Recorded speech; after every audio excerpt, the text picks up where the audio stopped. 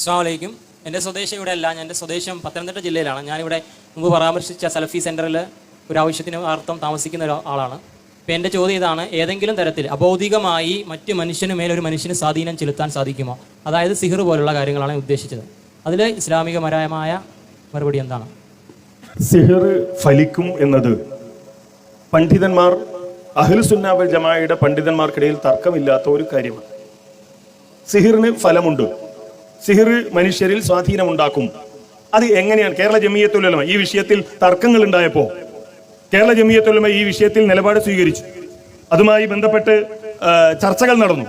ഇന്ന് മർക്കസ് ദഅവ എന്ന് പറയുന്ന ഒരു വിഭാഗത്തിന്റെ കൂടെ നിൽക്കുന്ന ആളുകൾ, അതിന് നേതൃത്വം നൽകിയിരുന്ന ഈ വിഷയത്തിൽ, കാരണം മുജാഹിദ് പ്രസ്ഥാനത്തിൽ ഐക്യം നടന്നു കഴിഞ്ഞതിന് ശേഷം വലിയ ഒരു തർക്കമുണ്ടായത് ഈ വിഷയത്തിലാണ്. സിഹറുമായി ബന്ധപ്പെട്ട ഒരു തർക്കമാണ് അതുമായി ബന്ധപ്പെട്ടുണ്ടായത്.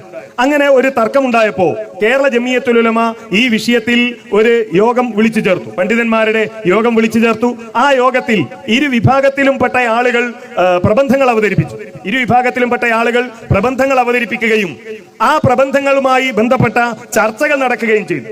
അങ്ങനെ ചർച്ചകൾ നടന്നതിന് ശേഷം വീണ്ടും ജമിയത്തുൽ ഉലമയുടെ പണ്ഡിതന്മാരും അതേപോലെ ആ കൂട്ടത്തിലെ തലമുതിർന്ന ആളുകളും എല്ലാവരും കൂടി ഇരുന്നു കൊണ്ട് മറ്റൊരു ചർച്ച കൂടി ആ വിഷയത്തിൽ നടത്തുകയും അതിന്റെ ശേഷം ഈ വിഷയത്തിൽ എന്ത് നിലപാടാണ് നമ്മൾ സ്വീകരിക്കേണ്ടത് എന്ന് ഈ സമൂഹത്തോട് പഠിപ്പിക്കാൻ ഒരു സർക്കുലർ അയക്കുകയും ചെയ്തു.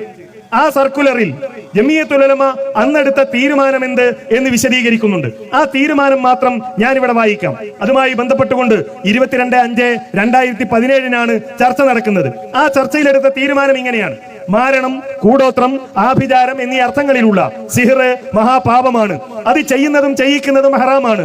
ഈ അർത്ഥത്തിലുള്ള സിഹർ മഹാപാപമാണ്. അത് ചെയ്യുന്നതും ചെയ്യിക്കുന്നതും ഹറാമാണ്. ഈ അർത്ഥത്തിലുള്ള സിഹർ ഒരു വസ്തുതയാണ്, ഹഖീഖത്ത്. ഇതിന് പ്രതിഫലനം തയ്സീർ ഉണ്ടാകാമെന്നതാണ് അഹ്ലുസുന്നയുടെ ഭൂരിപക്ഷ അഭിപ്രായം. കാര്യകാരണ ബന്ധങ്ങൾക്ക് അതീതമായ വിധത്തിൽ സിഹറിന് പ്രതിഫലം ഉണ്ടാകാമെന്ന വിശ്വാസം ശിർക്കാകുന്നു. എന്നാൽ കാര്യകാരണ ബന്ധം അവ്യക്തമായ വിധത്തിലുള്ള പ്രതിഫലനം ഉണ്ടാകാമെന്നത് ശിർക്കല്ല. സിഹറിന്റെ വിഷയത്തിൽ വ്യത്യസ്തമായ അഭിപ്രായമുണ്ടെങ്കിലും പ്രബോധന പ്രവർത്തനങ്ങൾക്ക് ബുദ്ധിമുട്ടുണ്ടാക്കുന്ന വിധത്തിലോ സാധാരണക്കാർക്കിടയിൽ ആശയക്കുഴപ്പം ഉണ്ടാകുന്ന തരത്തിലോ ഇത്തരം അഭിപ്രായങ്ങൾ എഴുതിയോ പ്രസംഗിച്ചോ പ്രചരിപ്പിക്കാൻ പാടില്ല. ടി.പി. അബ്ദുള്ള കോയ മദനിയൊപ്പ്, സി.പി. ഉമർ സുല്ലമിയൊപ്പ്, P P. Unninkutty Moulavi, M Muhammad Madani, K Abdul Haseeb, A Asgar Ali, A Abdul Hameed, P P. Muhyiddeen Madani, P P. Muhammad Madani എന്നിങ്ങനെ തുടങ്ങി പണ്ഡിതന്മാർ 28 പണ്ഡിതന്മാർ ഒപ്പിട്ട ഒരു തീരുമാനമാണത്. ഇത് വിശുദ്ധ ഖുർആനും തിരുസുന്നത്തിന്റെ ഒക്കെ അടിസ്ഥാനത്തിൽ നടത്തിയ ഒരു ചർച്ചയുടെ അടിസ്ഥാനത്തിൽ എടുത്ത തീരുമാനമാണ്. സിഹറിന് ഫലമുണ്ട്, സ്വാധീനം ചെലുത്താൻ കഴിയും. എങ്ങനെ? അതാണ് അടുത്ത വിഷയം. ഇത് അഭൗതികമായ കാര്യകാരണ ബന്ധങ്ങൾക്ക് അപ്പുറത്താണോ? അല്ല, മറിച്ച് അള്ളാഹു പറഞ്ഞതിന്റെ അടിസ്ഥാനത്തിലാണ്, അള്ളാഹിന്റെ റസൂല് പഠിപ്പിച്ചതിന്റെ അടിസ്ഥാനത്തിലാണ് നമ്മൾ ഇങ്ങനെ വിശ്വസിക്കുന്നത്. അത് കാര്യകാരണ ബന്ധത്തിന് അപ്പുറത്തല്ല.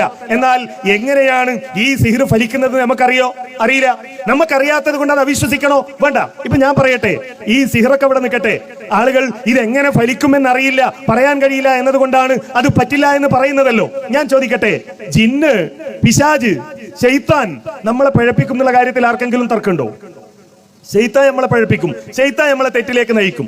ശൈത്താൻ എന്ന് പറയുന്നത്, ഇബിലി, പിശാചി എന്ന് പറയുന്നത് വേറെ ഒരു വർഗമാണ്. മനുഷ്യരെ പോലെ ആണും പെണ്ണുള്ള, കല്യാണം കഴിച്ച് കുട്ടികളുണ്ടായി ജീവിക്കുന്ന വേറൊരു വർഗം. ഈ വർഗം എങ്ങനെയാണ് നമ്മളുടെ മനസ്സിനെ സ്വാധീനിക്കുന്നത്? എങ്ങനെയാണ് നമ്മളെ തെറ്റിലേക്ക് നയിക്കുന്നത്? ഇപ്പോ നമ്മൾ സാധാരണ പറയും, ഇപ്പോ ആ പയ്യന്റെ കൂടെ കൂടിയിട്ടാണ് എന്റെ മോൻ ഇങ്ങനെ ആയത് എന്ന് പറയും. എന്താ പറയാനുള്ള കാരണം?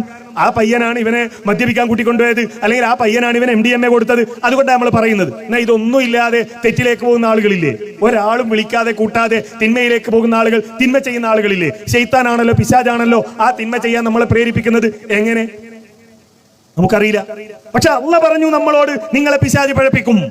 അള്ളാഹ് പറഞ്ഞു നമ്മളോട്, നിങ്ങളുടെ ശത്രുവാണ് ഇബ്ലീസ്, നിങ്ങളുടെ ശത്രുവാണ് ശൈത്താൻ. അതുകൊണ്ട് നമ്മൾ അംഗീകരിക്കുന്നു. എങ്ങനെയാണ് നമ്മളെ പഴപ്പിക്കുന്നത് നമുക്കറിയില്ല. എങ്ങനെ നമ്മുടെ മനസ്സിൽ പിശാച് കടന്നുകൂടുന്നു നമുക്കറിയില്ല.